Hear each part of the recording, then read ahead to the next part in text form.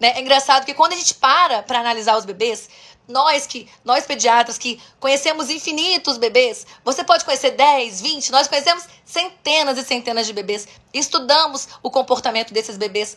E quando nós vamos conhecendo, identificando, buscando comportamentos em comum, buscando coisas em comum, nós conseguimos perceber que existem dois pontos principais, existem alguns outros, mas existem dois pontos principais que de fato se caracterizam em bebês que dormem a noite inteira.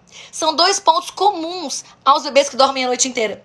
Então, quando você pensa, o que eu posso encontrar em cada bebê que dorme a noite inteira? E o que aqueles bebês que não dormem a noite inteira têm? Quando você para analisar isso dessa forma, você percebe que vários fatores podem influenciar, mas que dois principais vão fazer grande diferença e são dois pontos comuns em todos os bebês que dormem bem e que dormem a noite inteira. Que dormem bem nas sonecas de dia também, é claro, e que dormem a noite inteira também durante a noite, tá? É claro que quando a gente fala de outros fatores que podem influenciar, tá bom? Que podem influenciar padrões de sono, temos que lembrar, sim, dos saltos do desenvolvimento. E para quem tá chegando aqui agora e tem muita gente nova e não tem noção ainda do que é o salto do desenvolvimento, o que significa um salto, o salto do desenvolvimento, só um parênteses aqui para vocês se situarem, os saltos do desenvolvimento são períodos, tá? Da vida do bebê, são fases da vida do bebê, onde o bebê está ganhando grandes habilidades de uma forma muito ativa. Ele está em grande processo ali de transformação, de aquisição de habilidade. Então ele tem um comportamento peculiar. Ele tem um comportamento um pouco diferente daquele padrão que o seu bebê vinha acontecendo. Então, é de cada um, tá? Em geral, ele se comporta com choro, apego e irritabilidade. É o básico do salto. Mas, em geral, são comportamentos que fazem o bebê mudar completamente o padrão que você estava acostumado. Certo? Dito isso, tá? Os saltos, sim, podem influenciar os padrões de sono, a idade do bebê, a maturidade desse bebê, a personalidade dependendo da idade, o temperamento dependendo da idade. Todos esses pontos podem influenciar de alguma forma aí o sono. Então, tem bebês que pelo seu temperamento vão dormir melhor? Sim, tem bebês que pelo temperamento dormem melhor. Mas não é o temperamento que determina o padrão de sono desses bebês. E isso que é o mais interessante da gente entender. Porque tem bebês com todos os tipos de temperamento que dormem bem e tem bebês com tipos de temperamentos calmos que não dormem tão bem. Então, são vários outros aspectos que a gente avalia e que a gente encontra nessa interseção aí entre os bebês que dormem bem. Quando nós olhamos, tá? Quando nós olhamos para tudo, quando nós olhamos aquele bebê como um todo, tá? E nós percebemos esses pontos, todos esses bebês que conseguem dormir bem a noite inteira e conseguem tirar sonecas boas, sonecas satisfatórias, todos esses bebês estão, com certeza, seguros e relaxados. Anotem isso para a vida de vocês. Os bebês que dormem a noite inteira, que têm sonecas satisfatórias, que estão bem, são bebês que se sentem seguros e relaxados. Então, esses dois pontos principais são segurança e relaxamento. Os bebês não conseguem dormir se eles não estiverem seguros e relaxados. Não tem possibilidade de um bebê que não se encontra seguro, que não se encontra relaxado, dormir a noite inteira. Ele não vai conseguir de jeito nenhum emendar um ciclo no outro. Ele não vai conseguir ter uma sequência de sono, ele não vai conseguir se sentir seguro a ponto de, na hora que o ciclo dele superficializa, ele adormecer novamente sozinho. Ele não vai conseguir, e ele vai acordar, e ele vai despertar, e você vai precisar intervir. Como assim, seguro e relaxado, né? Mas como é que eu faço? Eu já faço o banho quentinho, já relaxa, né? Gente, para vocês entenderem, olha só. Eu vou dar um exemplo para vocês. Uma coisa muito, muito bacana. Então, é uma história importante para vocês conseguirem conectar todas as partes do quanto é importante o bebê estar seguro e relaxado. Vou contar para vocês a história de uma aluna minha, tá? Eu não vou falar o nome dela hoje, não, porque eu não pedi autorização para contar a história dela de uma forma mais a fundo, igual eu vou contar aqui. Então, com todo o meu respeito a ela, e se ela tiver aqui, um beijo gigante para você, depois me manda um direct, tá? Mas, de qualquer forma, qual que era a história dessa minha aluna? Ela tinha uma bebê de 3 anos, tá? E essa bebê dela, quando ela chegou me procurando, quando ela entrou no meu curso, quando ela virou minha aluna, a bebê dela estava com 2 anos e 10 meses aproximadamente, né? Ela já estava bem grandinha. E essa minha aluna chegou preocupada. Por quê? A bebê dela era uma bebê irritada, era uma bebê que não dormia cedo, ela dormia super tarde para um bebê, né? Ela dormia super tarde, era uma bebê extremamente agarrada com a mãe, era uma bebê que não tirava mais sonecas boas, brigava, era uma luta contra o sono. Esse padrão, tá? É muito frequente vocês me contarem. Mas tem uns pontos nessa história dela que fazem total sentido e que, se vocês entenderem e pegarem esses pontos, vocês vão mudar com certeza aí muita coisa na casa de vocês. E eles estão ligados à nossa aula de hoje. Então ela tinha essa bebê e o padrão era aquele padrão, nossa, mas não deve ser normal, né? Já tem 3 anos, não é possível que ainda tá assim, não é possível que isso seja normal. E a bebê dela tirava sonecas curtas, brigava, era uma luta para conseguir dormir. Ficava ali naquele agarramento, era extremamente apegada à mãe. Era uma bebê que, por mais que a mãe tentasse fazer a bebê dormir no quarto dela, há um tempão que essa mãe já não fazia mais quarto compartilhado, a mãe tinha que dormir no quarto da bebê. A bebê não ficava sozinha no quarto. A mãe tinha que adormecer com a bebê. Quando a mãe saía, se a bebê acordava, a mãe tinha que voltar. Não conseguia, não fluía. E ela já ia fazer 3 anos.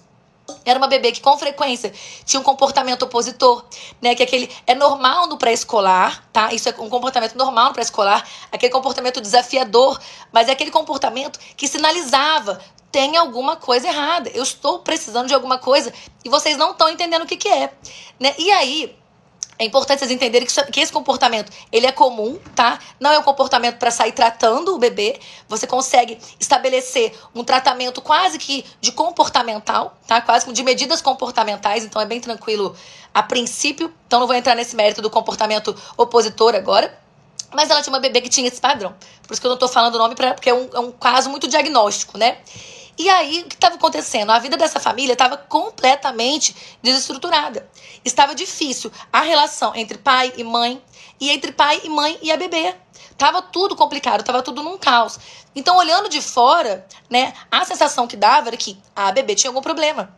E o pior, para piorar um pouquinho a história dessa mãe, né, que sempre tem como piorar um pouquinho, essa mãe era médica.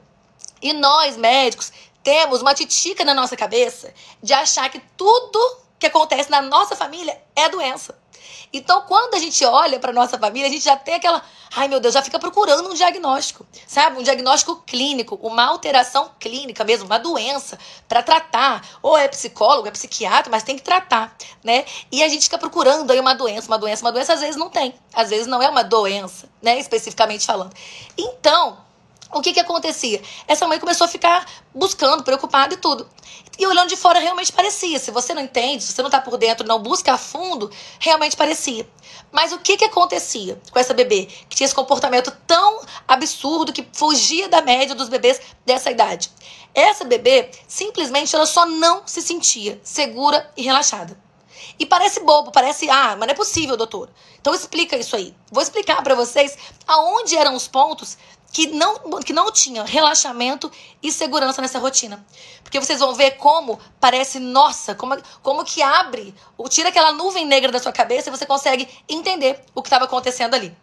Essa mãe, falei pra vocês, né, que ela é médica, né, e essa rotina dela era uma rotina muito corrida, era muito corrida. Ela tem uma agenda super lotada, ela é ótima médica, agenda cheia, consultório lotado. Então, o que acontecia? Essa mãe, super ativa, super desenrolada, super pra frente, ela fazia tudo, ela dava conta de tudo. Então, ela chegava pra almoçar, no almoço ela almoçava tudo com a menina, depois ela colocava a menina pra dormir e voltava pro consultório. Parece uma rotina normal, né? Nossa, que mãe consegue fazer tudo. Só que quando eu comecei a puxar a fundo o que estava acontecendo ali, eu descobri que o que acontecia? A mãe chegava para o almoço, almoçava, a criança ficava tentando buscar atenção naquele almoço, o almoço não fluía, e aí a criança almoçava vendo televisão. E aí a mãe tinha que fazer a bebê dormir logo depois do almoço, porque era a hora da soneca, porque ela tinha que fazer a soneca, era a hora daquela soneca, a mãe tentava fazer a bebê dormir. Depois, tinha uma certa briga, uma confusão para aquela soneca, e quando a bebê dormia, a mãe fazia o quê? Voltava para o trabalho.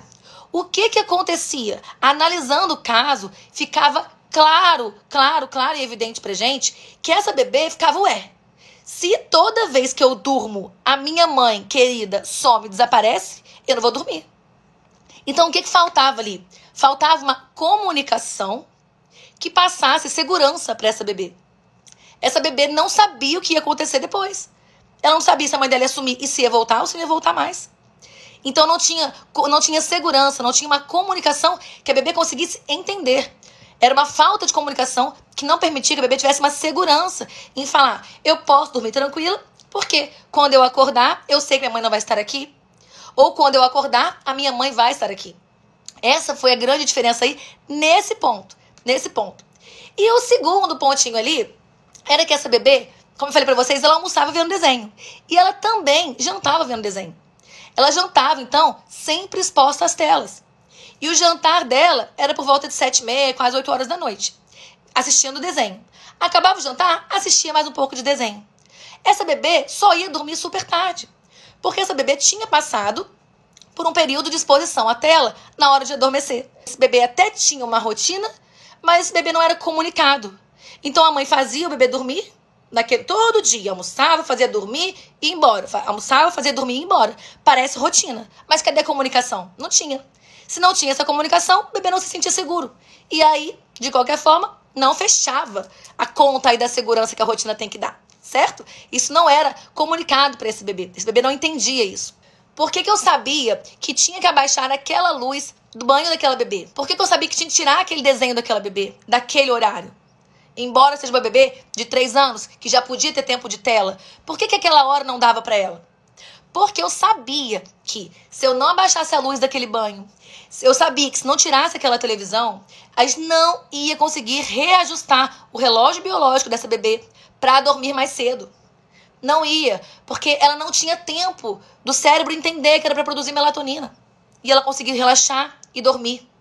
Não dava tempo. Então a gente tinha que favorecer tudo para ela, para que ela conseguisse. Para que ela conseguisse deixar os mecanismos que induzem o sono normais, tranquilos, equilibrados. Era importante naquele momento a luz baixinha no banho. Porque a televisão, o jantar, depois o banho, com luz, tudo isso influenciava de forma negativa na produção da melatonina daquela bebê. Tudo isso influenciava de forma negativa no relaxamento. O cérebro ficava ali, assistindo o desenho mais umas 2 horas depois que desligava o desenho. Esses 2 pontos amarrados, os 2 pontos, relaxamento e segurança. Você vê, em uma bebê só, que tinha rotina, que já tinha feito consultoria, tudo isso que a gente comentou aqui, que a gente amarrou dentro da rotina dela, da vida dela, era, entre aspas, simples. E hoje é uma bebê que dorme linda, maravilhosa, não briga para dormir nenhuma vez. O que eu quero, então, para passar para vocês hoje, eu quero que fique na cabecinha de vocês aqui hoje. Sempre, sempre, sempre. Aprenda a manter um ambiente favorável para o seu bebê. Aprenda a manter o seu bebê seguro, relaxado. Invista na comunicação. Invista nas formas que você tem de sinalizar para o seu bebê que aquele ato vai acontecer, que aquela ação vai acontecer. Entende? Porque senão, você não vai conseguir organizar, não vai conseguir equilibrar os mecanismos do sono do seu bebê. E aí, esquece. Porque se eles não tiverem em harmonia, você não tem um bebê que dorme. Não tem, nem de dia, nem de noite. Certo?